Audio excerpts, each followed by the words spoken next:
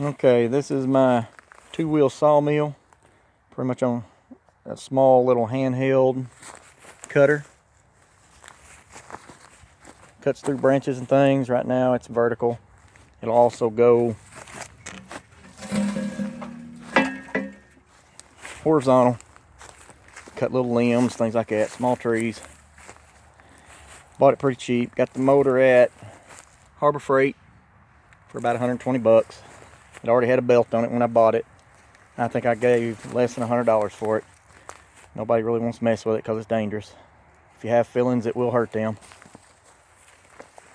And then we can crank it up now.